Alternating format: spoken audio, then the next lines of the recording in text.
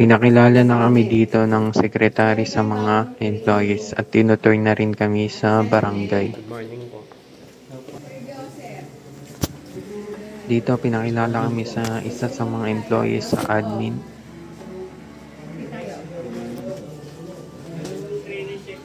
O JT Gordon. Good morning po. Gordon College. Anong gagawin nila dito? Ito naman yung office ng BPAT. Yung rescue unit na.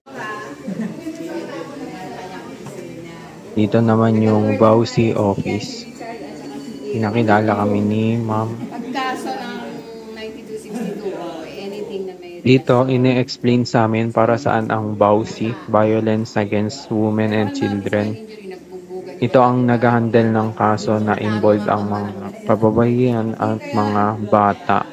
Pero pag mga physical injury at iba pa, ang mga lupong tagapagpayapa ang mga nag-handle nitong mga kaso na to. Dito naman sa likuran ko ang Bradro, ang rescue ng barangay. Dito pumunta naman kami sa second floor.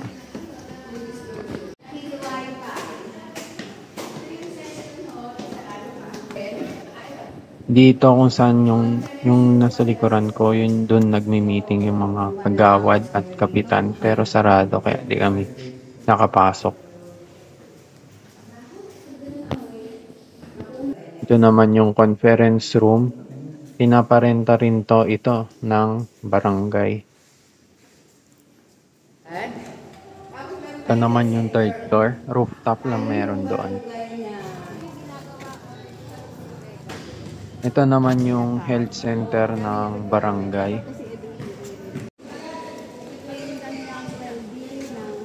BPO, small engine, mechanic. Kaya lang nung nag-COVID, nagsara yan.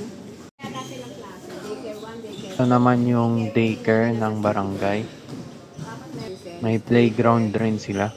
Tapos dito nag-aaral yung mga ALS. Tapos bumalik na kami sa office at pinakita sa amin yung ninagawang libro na history ng barangay. Pagkatapos nito, pinagawa na kami ng TTR. Tapos gumawa kami ng report ng barangay. Tinuruan na rin kami paano mag-verify ng mga seniors kung registered na ba sa NCSC. Dito, lunch break na. Kakain na kami. Kasama ko si Aaron at si Ian.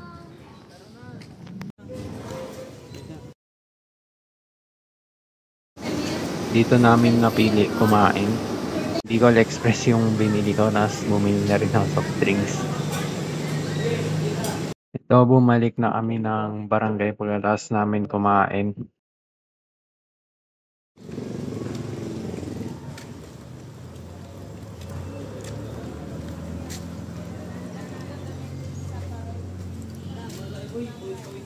Dito na kami sa admin office.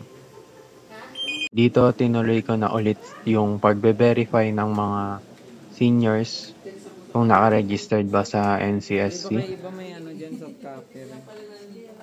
Dito naman nagpo-file ako ng mga files sa folder. Dito uwian na namin. Out namin is 5 PM. Then sa susunod ulit.